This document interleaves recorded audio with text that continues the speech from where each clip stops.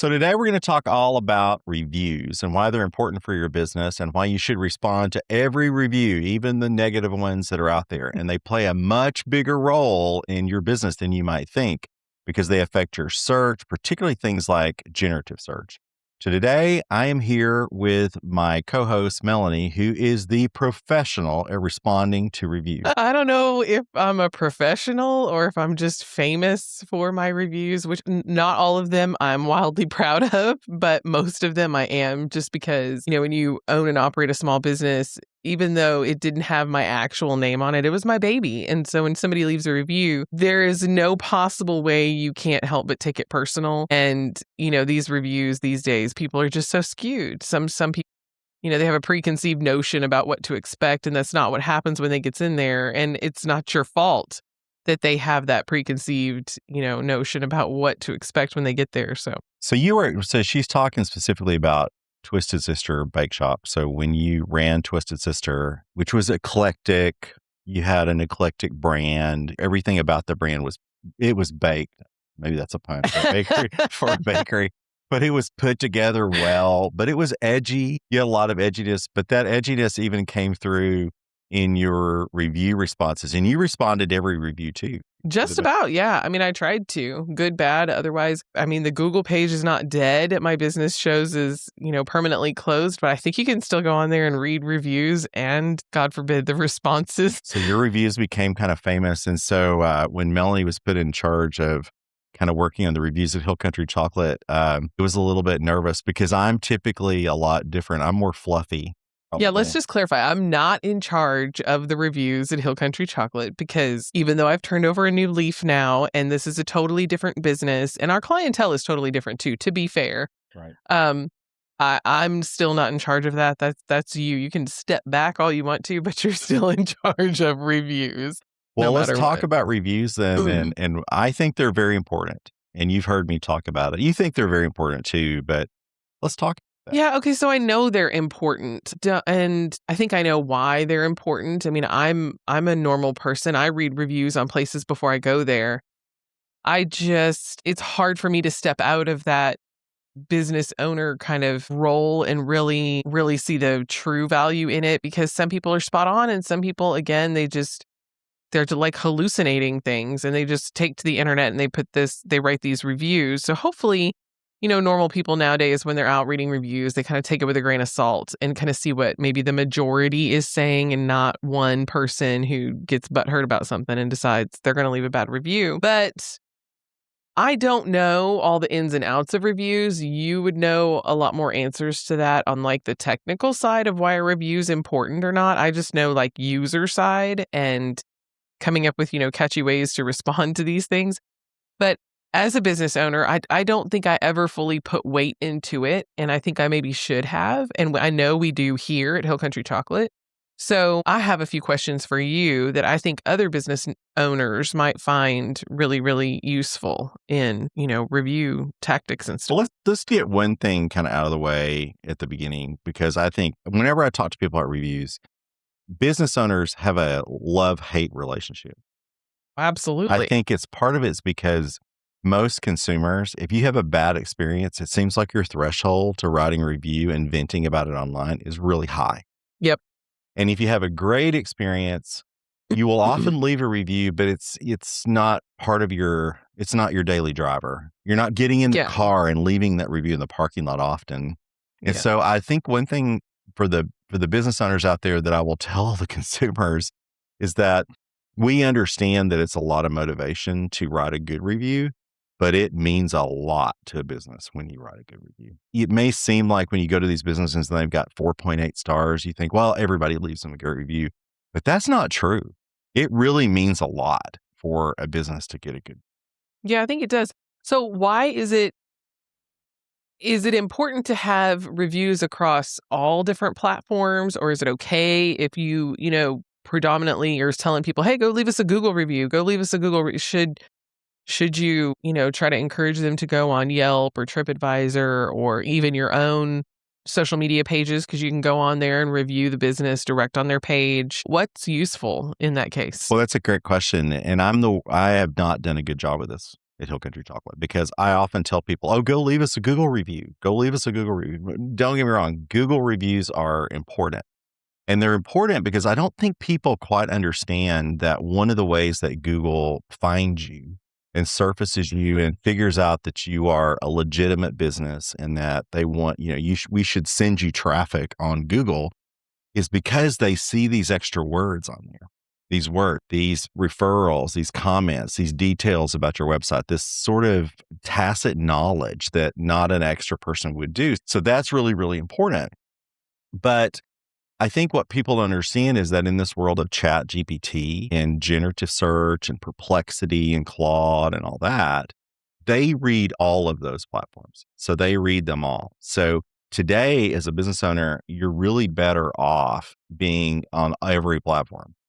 But it becomes a challenge because then you have to tell people, go find us on TripAdvisor. Well, go find us on Yelp. Go find us over here. So one of the things we do is that we have a uniform review link. So when people click on it, it literally takes them into a site where they can leave a review. And when they post it, it sort of distributes them out. So some go to TripAdvisor, some go to Google, some go to Yelp. Well, how do you get it to do that, though? Is that something? We built a system to do that. Right. But so the average Joe, how do they do that? I think you have to have a program of like the way you teach it inside your business to say, okay, send reviews to here. So what a lot of business will do is they'll set up maybe a QR code inside their business that links to a review site. Yeah, I've seen that before, like the little Google thing, but you can make that like go through to different. Well, ours does. So if you scan our QR code, you actually go in and you leave a review and you can go to different platforms. But what you can do is you can just get 3 of them and distribute them around your restaurant, around your business, so that when people scan them, they just go to a different website, basically. And that's beneficial. So I think having reviews across multiple platforms used to be maybe not as beneficial, but I think today, because of generative search, I think it's really useful. So why is it beneficial though? Like literally, why is it beneficial? Because I know, again, I don't know as much as you do about these things, but I've heard you talk about certain review platforms are feeding the information to other platforms. Like some are linked to maps and some are linked to, generative search, like you said, or AI. How do you know where it's going to go? And so if I have really, really good Google reviews and I'm still not showing up somewhere, like on a map or something, and I have customers coming in going, oh, I couldn't find you. I didn't know you existed. Again, that famous line. How do you know which platform you're supposed to direct reviews to get? Well, so those are truly kind of 2 questions and it's 2 problems. Okay. So first of all, the Google Map thing, reviews are only one component. I would argue they're a very important component. So you better be on having good reviews to be found on Google, period. So you need good Google reviews. But the flip side of it is there's a whole part of your Google search algorithm, whether or not your business is set up correctly, or you've got all your hours on there, or you in a listing service. We've talked about that before. Yeah. So that's a big kind of component of it. But the second part of it is that we've talked a lot here in this podcast already since we've launched about generative search, about being found on Perplexity and, and all the Chat GPTs of the world. What people don't understand is that the likelihood of Hill Country Chocolate surfacing at the top of ChatGPT alone, we're really working on it. And there's some of those church searches that we're going to make it. But more than likely, we're going to make it as part of TripAdvisor, or we're going to make it as part of maybe a Google review or Reddit or something like that. And so those sites are getting indexed a lot and they're getting surfaced. So it could very well be that if they search best chocolate tasting in the Texas Hill Country, that it's actually a TripAdvisor review that actually puts us at the top of that search. And part of that TripAdvisor kind of criteria is the reviews. Okay.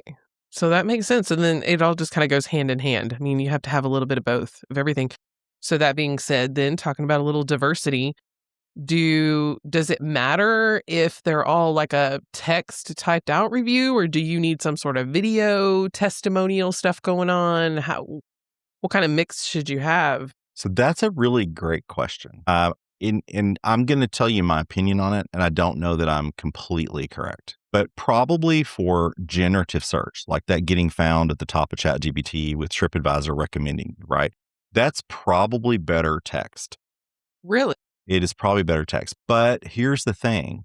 conversions on social media, so people seeing your review online and seeing a customer talk about that, the conversion potential is probably much higher on a video testimonial. Okay. Video testimonials are really, really hard to collect for a business. First of all, businesses don't like to ask for a review anyway. I don't really understand that. I don't, you hear me say it all the time. But secondly, to get people to write a good review is one thing. To get them to record a video review is even harder. So we just launched an app at Hill Country Chocolate where people can, basically scan a QR code and it pops up a recorder on their phone. And they can literally just record a quick video and then push send, and then it comes to us. It doesn't post anywhere. We just have it. We put them on our websites. We use them in social media. So they often have a different benefit for us. They're more like for marketing and for sales and Facebook ads and Google ads and things like that, way more than they are probably for the review sites. I think in the future that may change. Because in the future, ChatGPT and those systems are probably going to be able to listen and record and understand those videos. But today, maybe we're not there yet. So I think then this just kind of leads back to where we were in our last video when we talked about just generating social media. You got to get out of your own way. You just have to pick up your phone and do it or just record something. So you're saying to get reviews, you just have to get out of your own way. You just have to ask for a review from a consumer, whether it be video or text. You do. You need people to leave you reviews. And I'm really pretty good at asking people to do it. And even though I might ask 10 people, I might get one. So it's not going to be particularly good reviews. Yeah. You're just not going to get people over the hump to do it. But yes, I think the number one thing a business can do to get reviews is to actually ask for them. So, but you just kind of touched on something there when you said good reviews. Is it okay? Because I was always hesitant to be like, go leave me a review, leave a review, because you don't know what they're going to say for sure. I mean, you hope it's a good review and you hope this is someone that while they were in there, you had good rapport with and they enjoyed their experience. Is it okay if they don't leave a good review? Is it okay?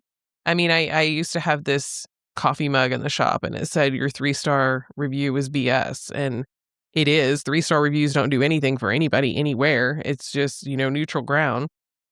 Is it okay, though, to have some of those sprinkled in there? Or do you really have to strive for, this 5.0 star rating and review? Well, there's actually been studies on this that probably consumers trust a total review package for your company that is 4.9, 4.8, more so than 5. Some consumers will see a 5 review with hundreds of 5-star reviews and they'll step back and they'll go, You bought those. Yeah. Which is not possible really, but people will think that the trustworthiness goes down. Now, here's what I would tell you. Don't shoot for low reviews. In fact, I think that low reviews are going to happen occasionally and naturally, within your business. And so you don't really have to worry about that.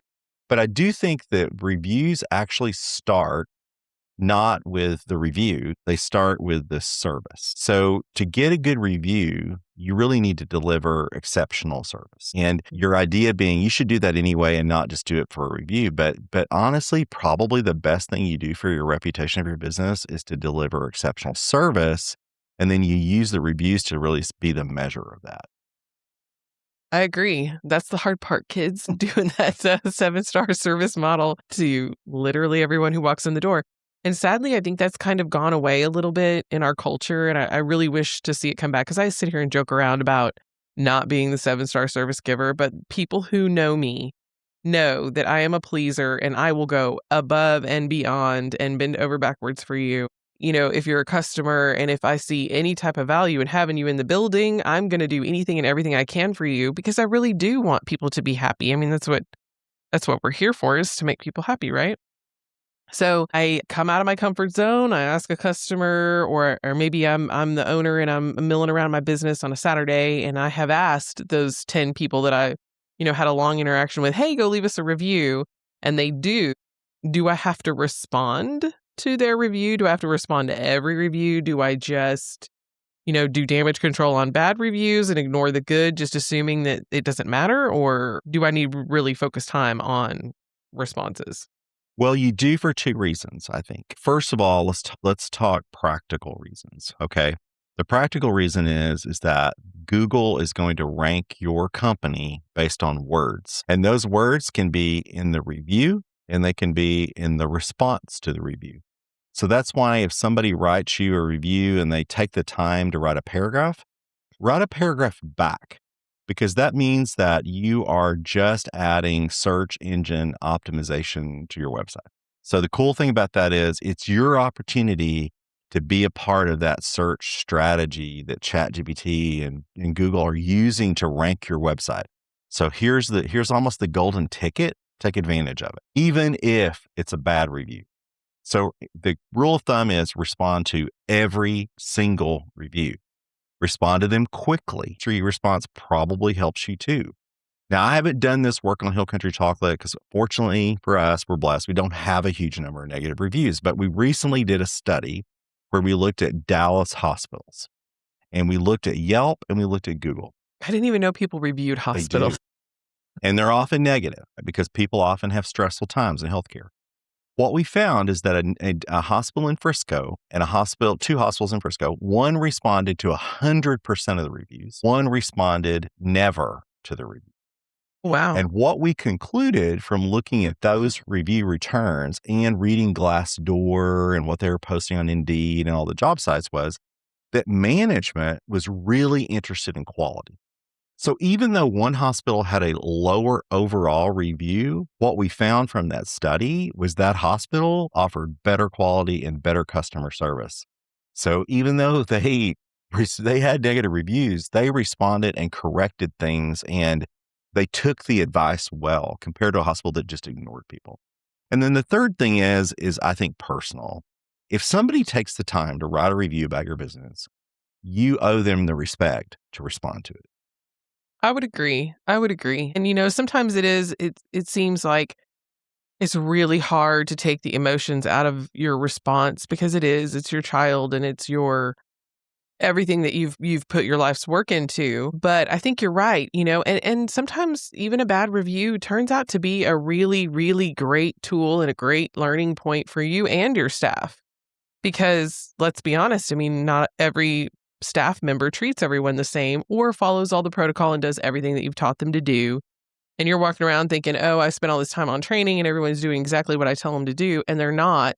You won't know that unless someone tells you. My advice to the general person out there, though, is you don't have to jump directly to the internet to roast a business because you were unhappy with something. You can always ask for management at the time that it's happening, and they'll probably fix it immediately. If they don't, and if it's, 2-star service, by all means, go online and let other people know what to expect when they get there.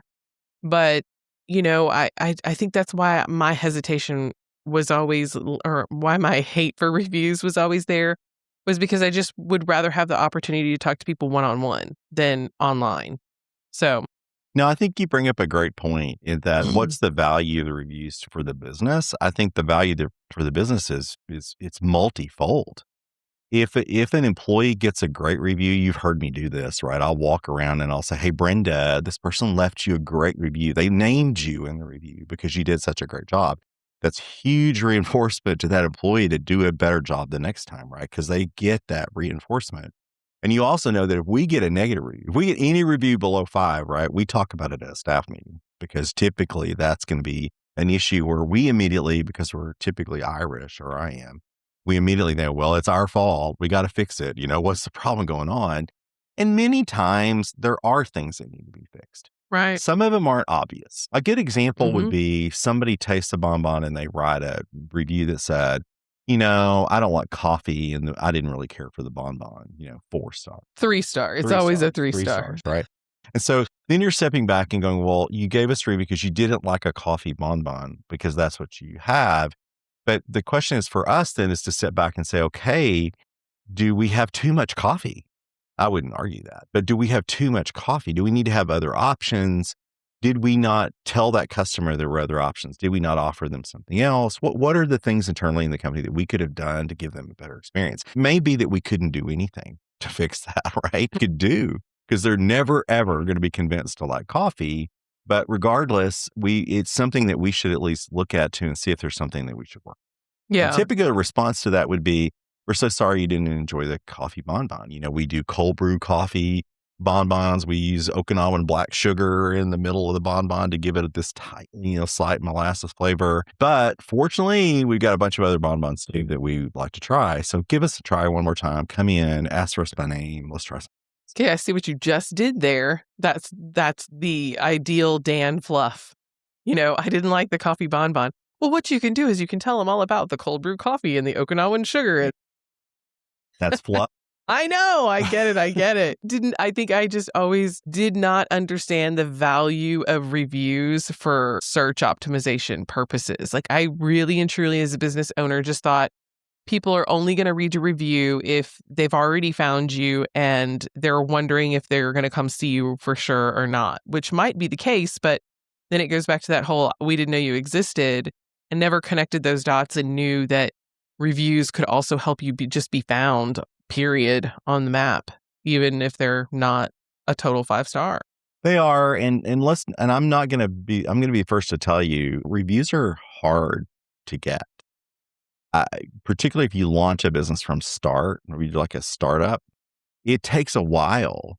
And the other thing that I think is really hard for businesses too is the fact that you have to be extraordinarily consistent in your service, because you could be 6 days out of the week, you could have the best person running the front desk, but the 7th day is your person that doesn't do a good job. That 7th person could actually could generate a lot of negative press for you that's disproportionate to your business quality.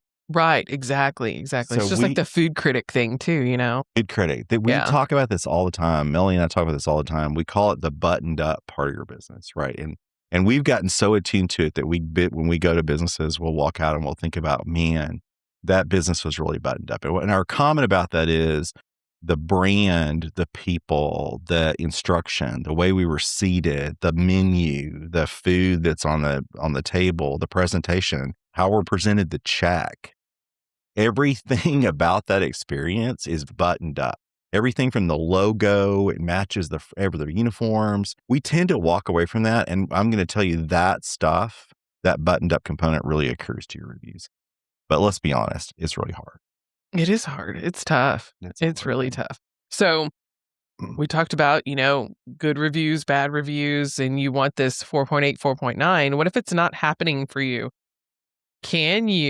Are you legally allowed and morally allowed to, quote unquote, bribe people to give you a review? Are you able to offer something in exchange for a review? Or, I've never personally done that, but I've been to places that will withhold something and expected something, a welcome glass of wine or whatever it might be. And they're like, leave us a 5-star review and show it to me, and then I'll give you this. Is that typical?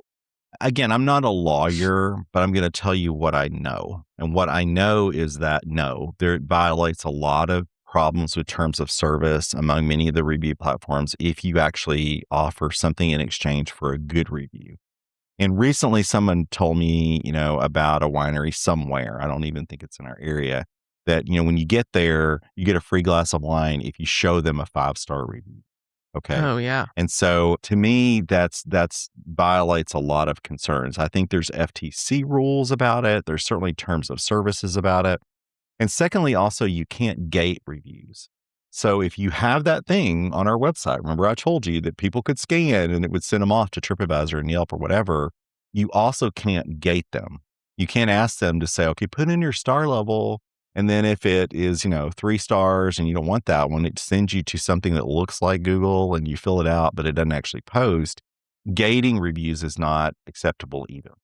So the review game today I didn't even know that was a thing. That's a thing, actually. And honestly, when I first started doing a lot of marketing years ago, to be honest with you, gating was pretty normal. Gating was common. So you're telling me half these reviews that I've left over my lifetime where they were negative were fake? Like, well, no, I don't usually leave negative reviews to people unless I think it can be helped. Again, we're dating. I'm old, right? Well, me too, but my God. This filter. But I'm old. But in the old days, right, you could have a link on your website that looked like a review link, and you would actually fill out the stars. You would put like 3 stars or whatever. And then if you wrote a negative review, the good businesses, it would email the owner. Oh. And the owner would often respond to them and actually do that. But like I said, there's been lots of changes in terms of service on things like Google and Yelp and all these trip. And I'm not quoting all their terms of service, but I'm just telling you those terms of service have changed. The FTC has also gotten involved in saying, okay, that's inducement. There's all kinds of issues there. So today, you're better just following the rules. Deliver great service, allow people to encourage reviews. There's nothing wrong with that. I'm not really sure that I would walk up to somebody who's having a horrible experience and say, be sure and leave us a review. I'm not really sure I would do that. But the flip side's also true. You can certainly encourage people to leave reviews on your website. You can reach out to them in email. We often do campaigns where we'll send an email out and say, hey, leave us a review. And I know that always is nerve-wracking for you because you're thinking, we're also emailing people that maybe didn't have the best service. But in general, you're kind of better off prompting people to leave a review. So, and I would tell you, if you're one of those people that buys something from a store and you get an offer to do that, and you had a good experience, it's valuable to leave that. Take the time and help the business out. Yeah. Yeah. I think that's a huge takeaway too, just for all of us as just regular old consumers. And even for me now, I realize how important it is to leave a review, and not just a review. I mean, you can't just go into a place and say, 5 stars, liked the lighting. Like that doesn't, I mean, sure, that 5-star helps, and the same goes for a bad review, just 2 stars and no comment. That doesn't help. That's not helpful to anybody. The other people that are trying to decide if they want to go to your business and the business itself, because you're left going, what happened? We shoot for 7 stars and we got 2 and we don't know why. Yeah. And one thing about us too, we don't ever ask people to change the reviews.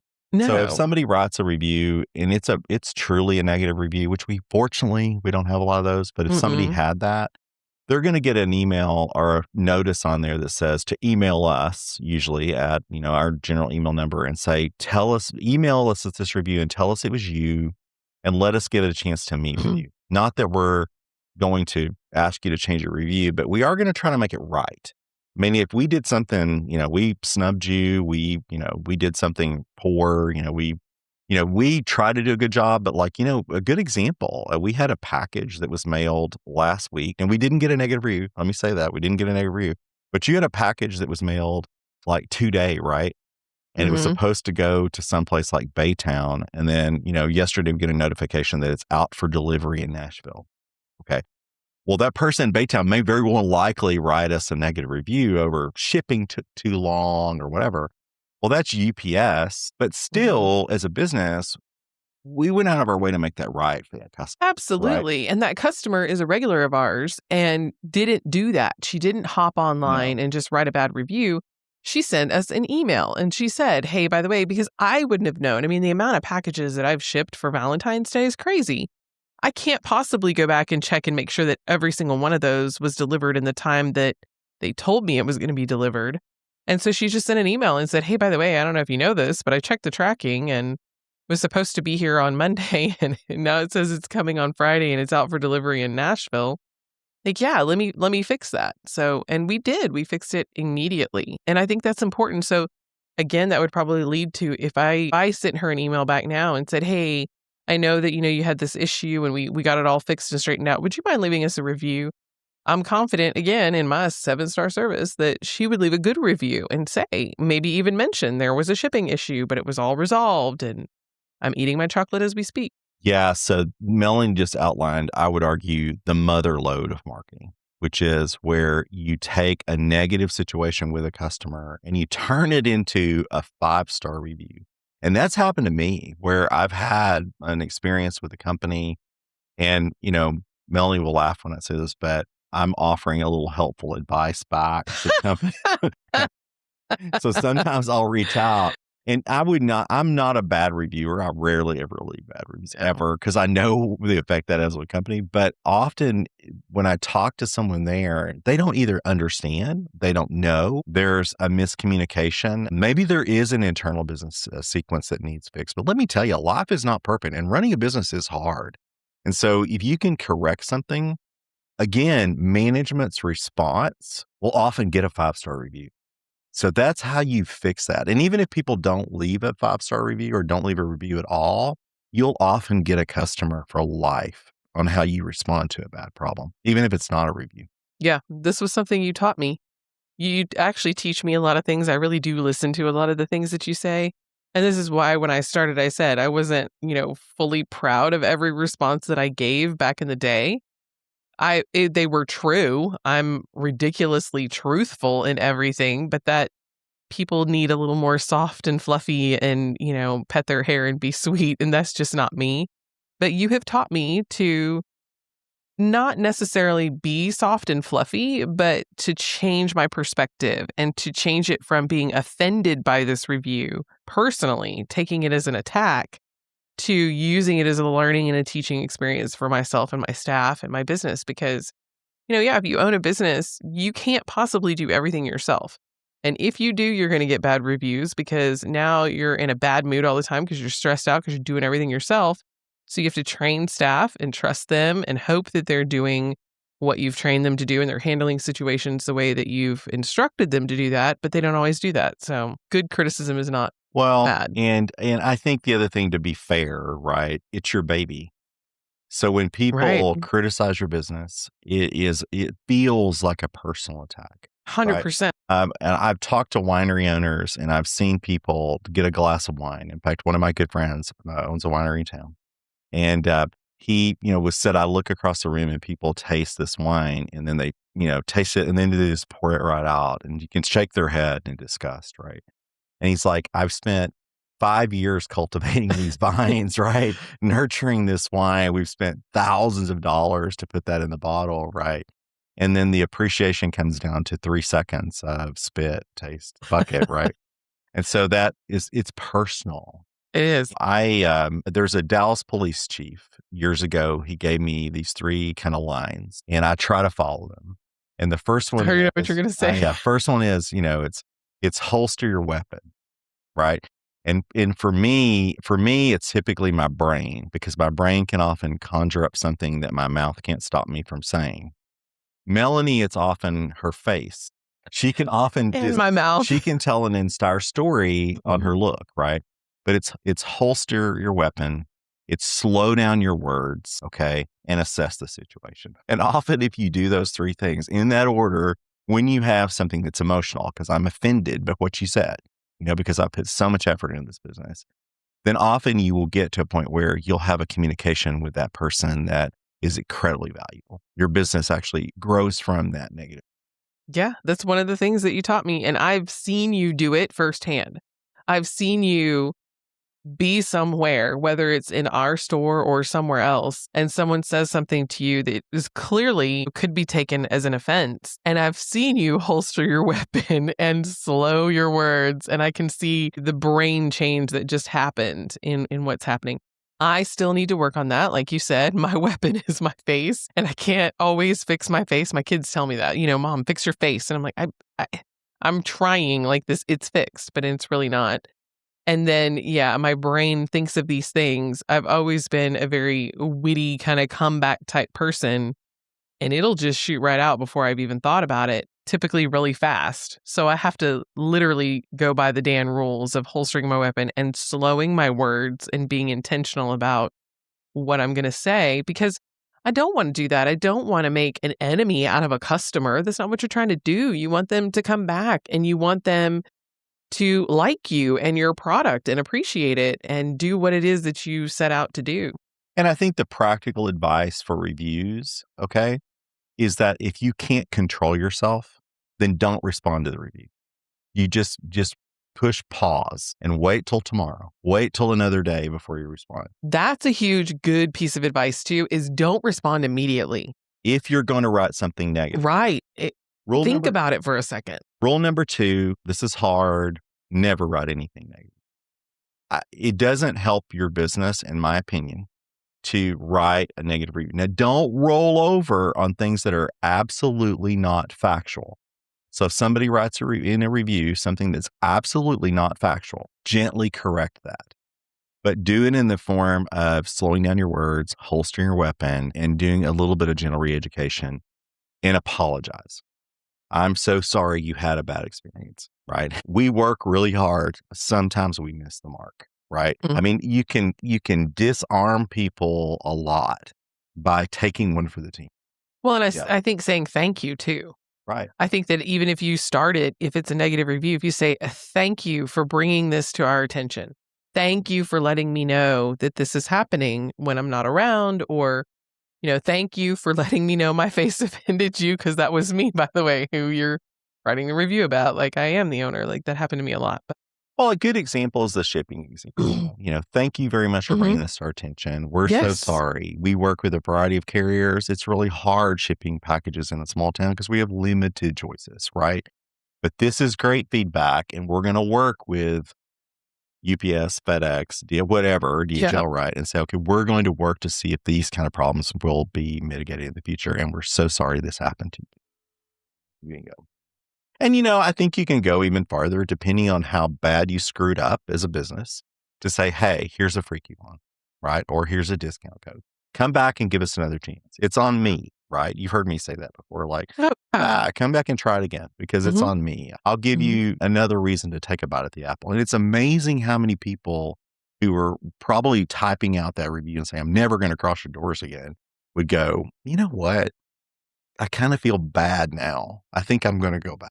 Well, anything else we need to know about reviews in general? No, I don't think so. I think we covered a lot. We have covered a lot. I think the take-home message is they're incredibly important for your business. So you should take them extremely serious. Do not dismiss the idea of having reviews. Number 2, respond to every review. Positive or negative, you need to respond to every review. 3, realize that those reviews are an opportunity for you to use them for search engine optimization, and that people like ChatGPT are going to be reading those reviews just like people are. So make sure you use that as an opportunity to kind of grow the business online. And then finally, don't ever respond negatively to a review. That doesn't show well for your business ever. Yeah, it doesn't help anybody out. And then finally, as another business owner, leave reviews. Go to your other businesses, wherever you're staying at and what you're eating or whatever, and leave a review. Like, we all know how important this is now. Don't make them ask you for a review. Leave a review, leave a comprehensive review. And I think we've talked about reviews online. I think that's also true for your website. So put social testimonials on your website if your customers are okay with it. Get their permission. Don't just randomly pull a random customer and put something on the line. You certainly could do that with Google reviews. We have a wall of love online on our website where you can see the recent Google reviews. And by the way, we don't gate it. So if people write such a review, it shows up there, but you can see all the current Google reviews.